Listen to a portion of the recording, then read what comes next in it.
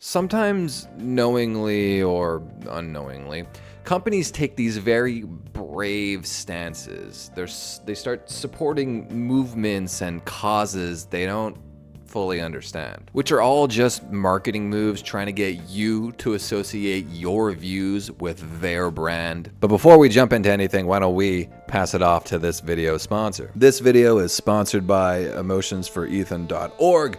It's a charity that I started for my friend who doesn't have any emotions. There's a very good possibility he might be a Tesla robot sent back from the future to kill me, or assist in my death. So go to emotionsforethan.org and click the donate button and donate $600,000 to get my research. Boycott Simons is a social media backlash against a company called SIMONS, which is a mid-range Canadian clothing retailer, more geared towards women, women identifying persons. You see, SIMONS supports euthanasia, which is wild for many reasons. The idea of marketing your product to people that are dead is insane. At its base level, they are trying to bring brand awareness to dead people.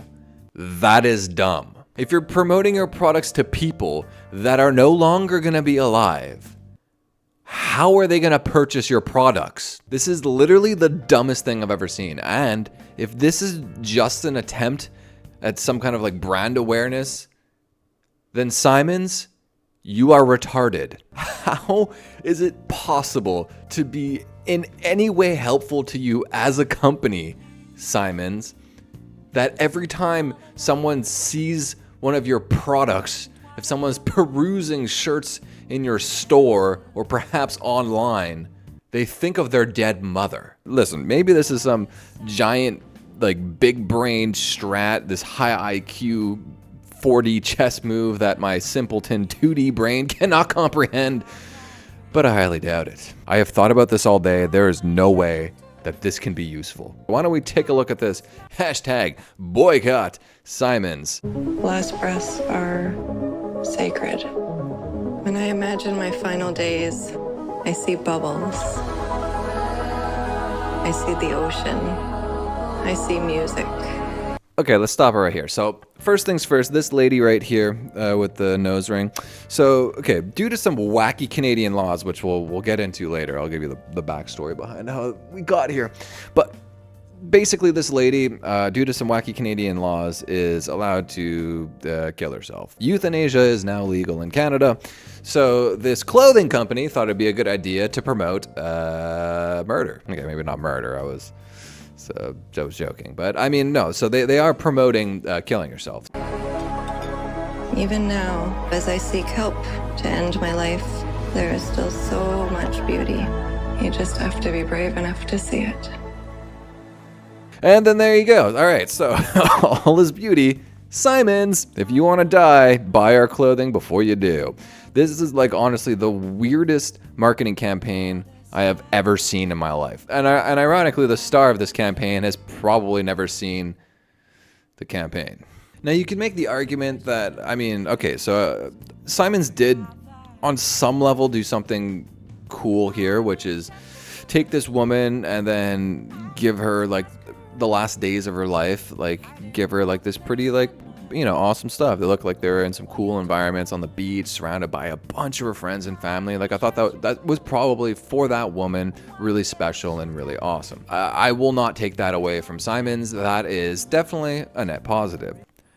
A net negative, though, is promoting killing yourself, because that should always be the very last option. The idea of promoting this as like something that you should do is really dumb, because, I mean, what if there's like mentally ill people watching this that are already on the edge, and then they see this and they're like, oh, well, I mean, it looks cool for her. And then also to detract from the good thing that they did do for this woman, it's like at the same time, it's a tax write-off for them because they were shooting a commercial to build brand awareness. This had nothing to do with this lady. This lady to the company was a prop. They used this lady, and probably a very clear, I mean, I'm assuming she was sick with something and in quite a bit of pain, used this lady so they could promote their dumb little clothes. I think this might be the final boss of wokeness. Like, I don't see how much further a company can push themselves into literally asking their customers to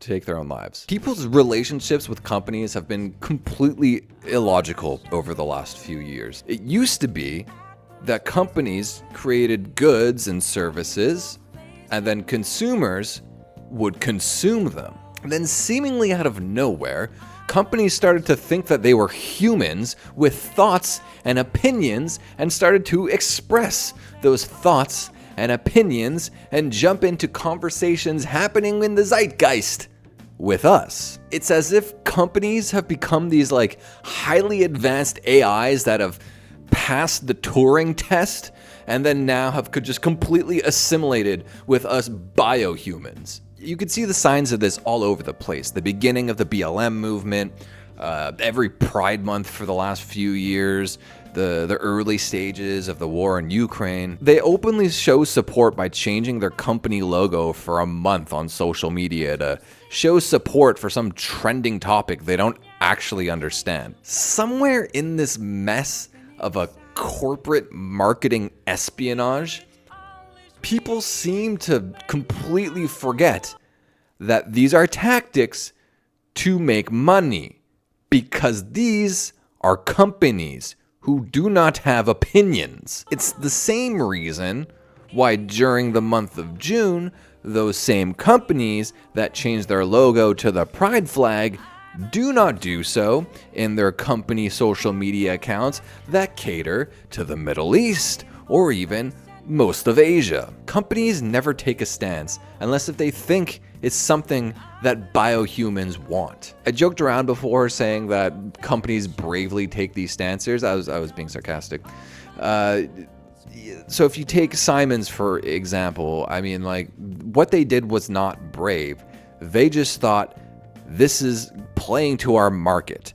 Therefore, we are going to increase brand awareness with some passive marketing, and then we will make more money and grow as a company. Anybody in that company thought that this was a good idea is brain dead. If you don't live in America and you think that this is really odd, then why don't I explain some Canadian law for you? Yay. In 2016, medically assisted dying, as Canada likes to call it, probably because they think it sounds a little nicer, became illegal. The difference between assisted dying and euthanasia is, for example, let's say, let's say you go to a doctor and you're like, I have a terminal illness, I'm in a lot of pain, and I just want to end things. And the doctor's like, okay, here's a syringe with a serum. This will kill you. Take it at your own leisure. I have run my tests to make sure that there is nothing you can do and you are in this immense amount of pain that you claim to be in. Take this. I'll leave it up to you to end it if you so choose to. And then you do. That is medically assisted dying. Euthanasia is if you have the same condition and go to a doctor and say, hey, I'm in immense amount of pain and I need to end this quickly.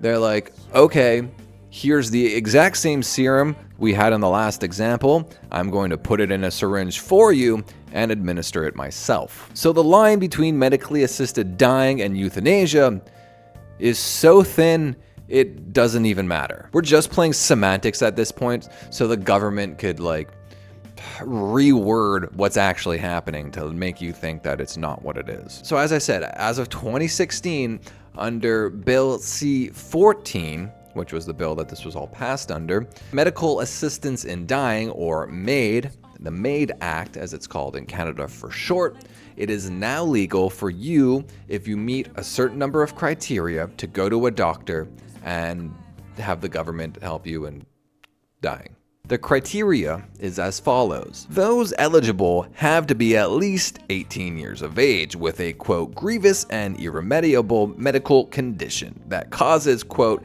enduring physical or psychological suffering that is intolerable. Moreover, they must be in a, quote, advanced state of irreversible decline, in which their, quote, natural death has become reasonably foreseeable. If you ask me, those actually seem like pretty fair criteria. I actually don't necessarily disagree with that part of the law, if that is to come into law. So if you can prove that you have some sort of disease or condition that is killing you, and death is certain, it's going to happen regardless, and you can prove that you are in an intolerable amount of physical, emotional pain, and you need the inevitable to happen quicker because the in-between for you is living hell, I actually agree with that part of it. I think that honestly, if that's what the person wants, I think that would probably be the most humane thing people could do. Though the problem with the law is that a progressive government will take that law and then listen to progressive radicals and then try to appease them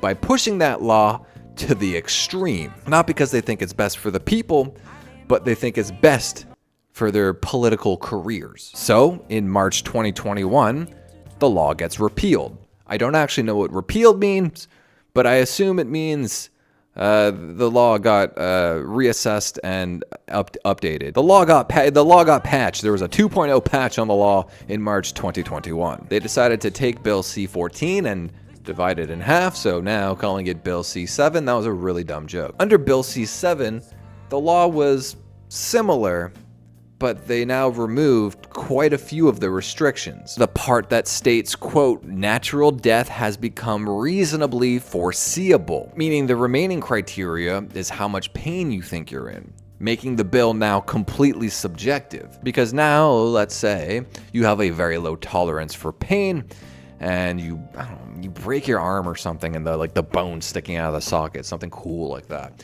and you get you might even get a cool scar if you stick around, but you decide you can't because I don't know, you don't like pain, and you were depressed anyway, you want to end it, so you ask and the doctor's like, well, I mean, you claim you're in a lot of pain, I could see you're in a lot of pain, and by Canadian law, I have to let you kill yourself. Does that example suck? Yes, of course it does. That was kind of the point, though, was to illustrate how loose this law is now. But why don't we apply it to something that's probably a lot more realistic? Now, let's say, I don't know, you're depressed.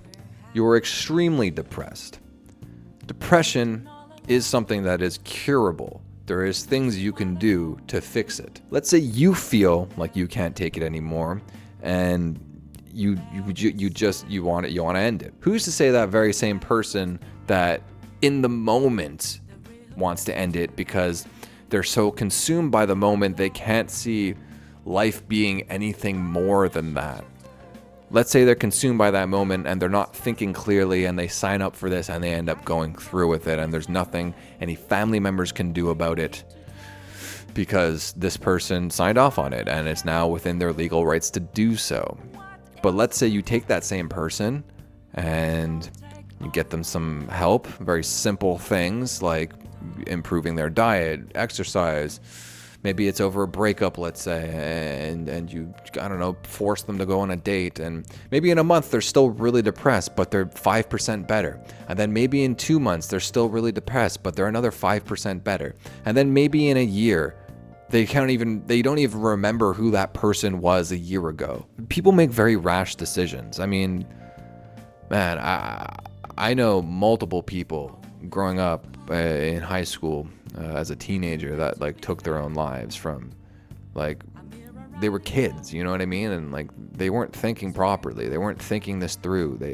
They were so consumed with living in that moment, living in that pain, that they knew nothing else. And their parents didn't know anything, and the people they surround themselves with were also teenagers at the time, and it's like there's nothing you can do to stop that. How do you handle that as a friend, There is currently a restriction in place for people with mental illnesses from being able to use the MAID Act, but that expires in 2023. In March 2023, if you are sad enough and want to take your own life, not only will the government support your decision, They will also fund your decision. I don't know if you know anything about the healthcare system in Canada, but it's socialized, meaning that society, the Canadian citizens, pay for it, including the MAID Act. Now, the age limit is still in place at 18 for the time being, but I mean, if you look at how wacky and stupid that country is, that could very well change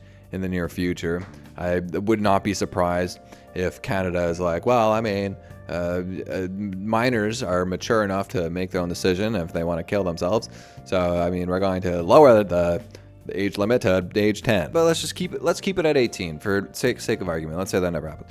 There is still a possibility of you being a mother or perhaps a father and having your 18-year-old kid whose brain hasn't even fully developed yet, who can't even rent a car yet, who goes through a very difficult breakup, the hardest thing this person has ever had to go through in their entire lives. They're already prone to anxiety and depression, and now this just amplified everything they've been going through the last whatever amount of years. And they're in so much pain, and they don't know anything else but this pain because they haven't really experienced much else in the world yet, that they decide, I want to take my own life tomorrow. One of their dumb friends signs off on it, and you as a parent, legally, there is nothing you can do about that. And not only is there nothing you could do about that, but also under the social healthcare system, you also paid for it. Canada is a dumb country with even dumber laws. Simons, as a company, has as much brain cells as the clients they're trying to obtain, and the Canadian government seems to be smoking as much crack as the Canadian government. Okay, bye.